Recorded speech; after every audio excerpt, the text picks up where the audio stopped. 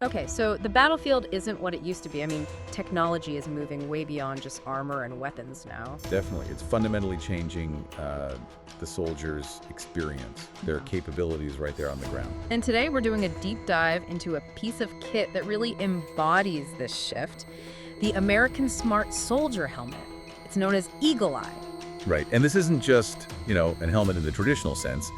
It's being developed as a kind of, an integrated command center for the individual soldier. Built around AI and augmented reality, right? Exactly. Artificial intelligence and augmented reality are at the core. So our mission here, based on the material we've looked at, is to unpack everything we can about this helmet. It's a collaboration between Meta and Anduril, actually. That's an interesting pairing in itself. It is. We want to understand how it aims to boost soldier performance and, maybe more importantly, what it tells us about where conflict is heading. It's this idea of transforming the helmet from just passive protection Into an active node, an active command center, really, on a networked battlefield. Exactly. Okay, let's unpack this. Maybe start with a little history. How did we get from a basic steel pot to this? Well, if you look back, military helmets started as purely protective gear. Very basic function in earlier conflicts. Just stopping shrapnel, essentially. Pretty much. Then they evolved, adding communication systems in the late 20th century, then things like night vision mounts. But it was still primarily about physical safety and some basic comms.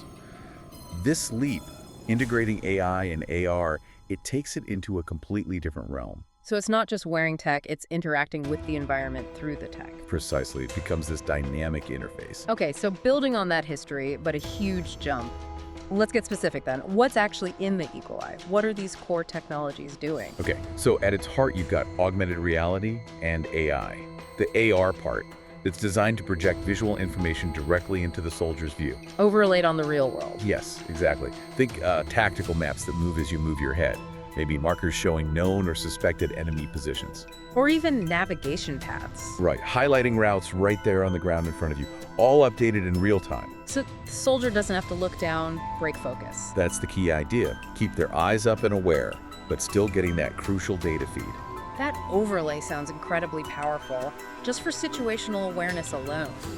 Now, how does the AI fit in? The AI is sort of the brain behind the scenes. It's constantly processing and analyzing field data coming in. From the helmet sensors or wider network?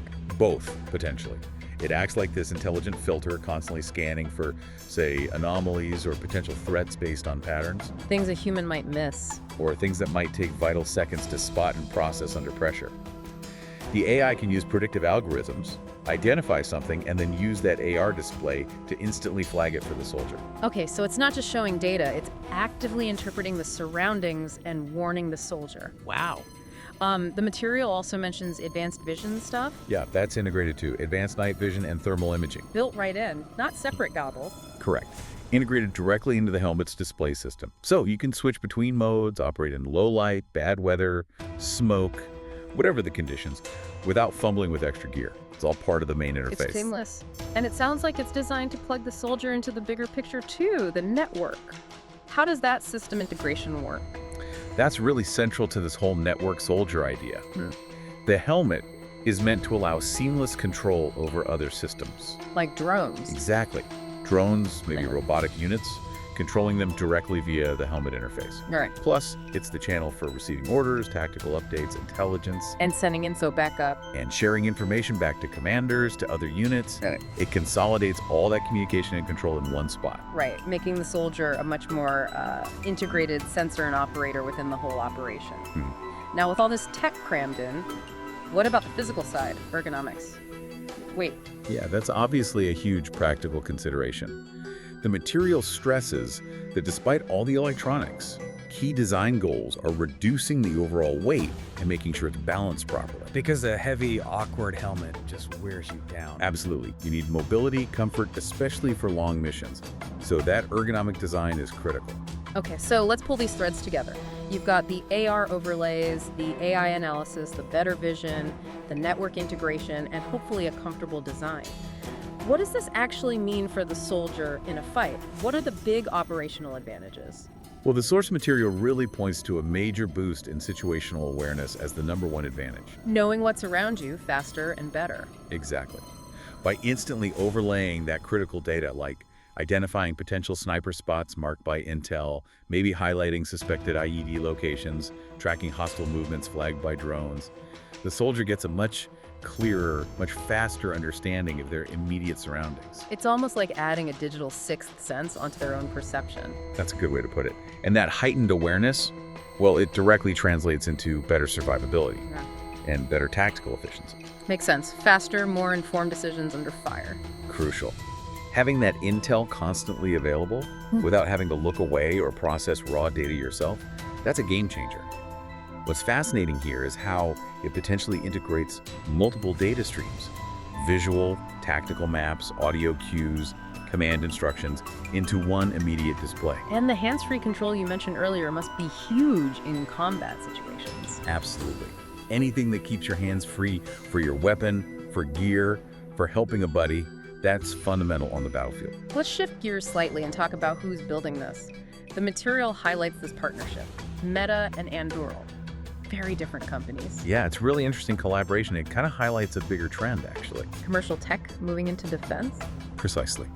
You've got Meta, obviously known worldwide for social media, but also heavily invested in AR and VR, particularly through, Oculus back in the day. They bring that deep expertise in creating immersive visual interfaces, user experience design. Okay, so the display and interface tech. And Anduril, they come from the other side. Right, Anduril is a defense tech native. They focus specifically on advanced military systems, autonomous platforms like drones, AI-driven surveillance, predictive analytics for defense. So you've got Meta's consumer-facing AR/VR know-how meeting Anduril's hardcore defense systems, AI, and hardware integration skills. It's a potent mix, leveraging strengths that were developed in, very different worlds, civilian and military. It really shows how those lines are blurring. Now, whenever you have technology this powerful, this integrated, especially in a military context, it inevitably raises some big questions. Challenges, too.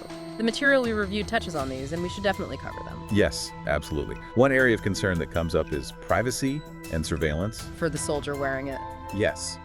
A system that can track exactly where a soldier is looking, their movements, maybe even biometric data. It could generate an unprecedented amount of data about individual behavior. Which leads straight to questions about, well, who owns that data? How secure is it? How is that incredibly detailed tracking information going to be used or managed? Exactly. Those are significant ethical and practical points. Then there's the reliance on the AI itself. You mean trusting the algorithm? Especially when it comes to decision support in these really dynamic, high-stakes, potentially lethal situations. There are serious questions about the level of human oversight. Like, if the AI flags something as a threat or suggests a target, what's the soldier's role then? How much agency do they have to verify or, crucially, to override the AI's suggestion? Right. It pushes right up against the core of human-machine teaming concepts. And it raises really important points about accountability when things go wrong. Accountability is a huge one. And the material also brings up a very practical challenge: cost. Yeah, this stuff doesn't sound cheap. Not at all. High development and production costs could be a major hurdle. Yeah. Budget constraints might mean it's initially limited, perhaps only rolled out to elite special forces units, not the regular infantry, at least at first. Which itself could create issues, right? Different levels of capability within the same force. It could introduce new kinds of disparities, yes. Looking beyond the immediate challenges, the sources describe this helmet as more than just a gadget upgrade. They frame it as part of a real paradigm shift in warfare. It certainly seems to point that way. The vision being discussed, particularly within the U.S. military context, suggests a shift in focus. Away from just numbers. Well, traditional strength, sheer numbers of troops, tanks, planes, it still matters, of course. But there's this growing emphasis on the speed of decision-making, on information dominance, on data-driven operations. And technologies like Eagle Eye are the enablers for that speed and data processing. Exactly. The ability to collect, process, analyze, and act on information faster than the adversary becomes a primary strategic advantage. Okay, here's where it gets really interesting. The material we saw hints at potential future capabilities, things beyond even what we've discussed. Yes, looking further out, some of the concepts mentioned are pretty advanced. Things like real-time language translation appearing directly in the AR display. Wow, okay. Useful? Continuous health monitoring of the soldier vitals, stress levels, maybe fatigue, integrated biosensors, That makes sense as an extension. and even exploring integration with, well, brain-computer interfaces, BCIs. Brain-computer interfaces. Okay, now that is pushing towards science fiction territory. Right. But based on the material, it's actually on the table for consideration. It seems to be part of the long-term vision.